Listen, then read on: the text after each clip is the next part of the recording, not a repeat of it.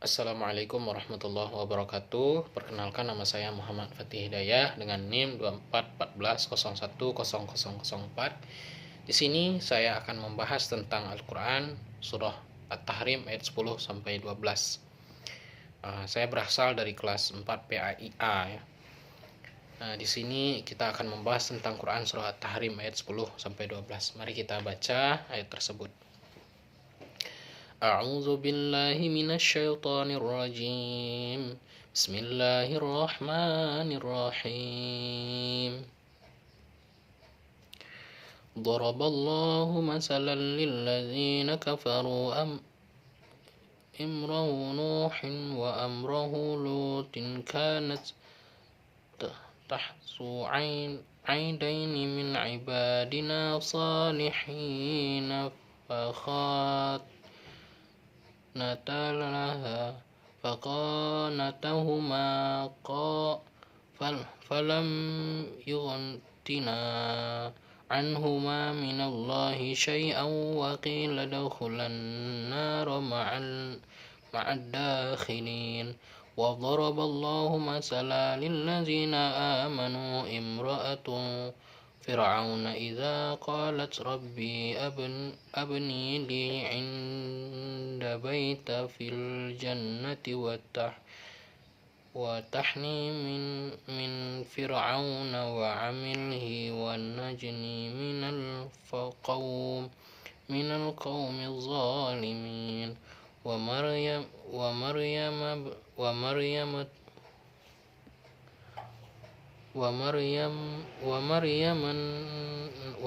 ابنة عمران التي أحصنت فرجها فتخنا فيه من روحنا وصدق بكلمات ربها وكتبه وكان من القانتين صدق الله العظيم. Banyak sekali kosakata sulit yang dapat kita pelajari. Daraballah itu artinya Allah telah membuat ya. Masalah itu artinya permisalan atau perumpamaan. Zalimin, orang-orang yang zalim. Selanjutnya bikalimat itu artinya kalimat ya. Lilladzina amanu, orang-orang yang beriman. Nah, terjemahannya adalah Allah membuat perumpamaan bagi orang-orang kafir, istri Nuh dan istri Lut. Keduanya berada di bawah penguasaan dua orang hamba yang soleh di antara hamba-hamba kami. Lalu kedua istri tersebut berkhianat kepada keduanya, kepada suaminya. Tetapi kedua suaminya itu tidak mau membantu ke suaminya. Mereka sedikit pun disiksa, mereka tidak luput dari siksa api neraka atau siksa Allah. Dan katakanlah kepada kedua istri itu, masuklah kamu keduanya ke neraka bersama orang-orang yang masuk neraka. Dan Allah membuat perumpamaan orang-orang yang beriman, istri Fir'aun, ketika ia berkata, ya Tuhanku, bangunkanlah aku sebuah rumah di sisimu untukku dan dalam surga, dan selamatkanlah aku dari Fir'aun dan perbuatan orang-orang yang zalim. Dan Maryam putri Imran yang memelihara kehormatannya, maka kami tiupkan ke dalam rahimnya seorang ruh atau ciptaan, dan kami benarkan kalimat-kalimat Tuhanmu dan kitab-kitab Tuhannya, yang termasuk orang-orang yang beriman. Asbabun nuzul dalam ayat ini adalah, sebagian ulama tafsir menjelaskan bahwa Quran surah At-Tahrim ayat 10 sampai 12 ini masih berkaitan dengan serangkaian peristiwa yang terjadi di rumah tangga Rasulullah SAW, sebagaimana yang dijelaskan pada surah At-Tahrim. Setelah menegur beberapa istri Nabi yang melakukan tindakan yang tidak disenangi Rasulullah SAW, Allah menyebut istri Nabi Lut dan istri Nabi Nuh itu sebagai contoh bahwa mereka itu tidak soleh. Dan Rasulullah pun menyinggung Maryam binti Imran dan Asiyah istri Fir'aun sebagai istri yang sebagai perempuan yang solehah, karena mereka berani menentang kemungkaran demi menegakkan kebenaran. Dalam penafsirannya, tafsir Ibnu Katsir dalam kitab tafsir Al-Quran Al-Azim, ayat ini sebagai perumpamaan bagi orang-orang yang beriman dan orang-orang yang kafir.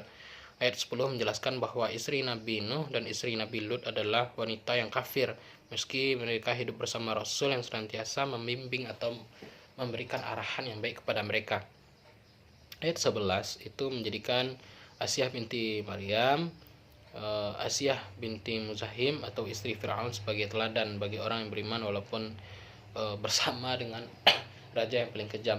Dan ayat 12 itu Maryam binti Imron itu menjelaskan Maryam sebagai wanita yang suci yang menjaga kehormatan serta membenarkan kalimat-kalimat serta kitab-kitab Allah. Nah, tafsir Al-Misbah atau Quraisy Shihab, dalam tafsir Al-Misbah Quraisy Shihab mengaitkan perumpamaan ini dengan konteks surah, yakni pendidikan dan perlindungan keluarga. Pertama, kisah istri Nabi Lut dan istri Nabi Nuh ini, yang dimana kalau kita lihat dari sejarahnya, Nabi Lut ini LGBT ya kalau kita lihat sekarang, dan Nabi Nuh ini istrinya pembangkang. Nah, ini juga sangat-sangat ditekankan sekali. Selanjutnya Asyah dan Maryam ini kisahnya tidak asing lagi tentunya. Seorang Asyah, istri dari Raja Fir'aun, raja yang sangat kejam, dan dia masuk Islam, disiksa oleh Fir'aun tadi.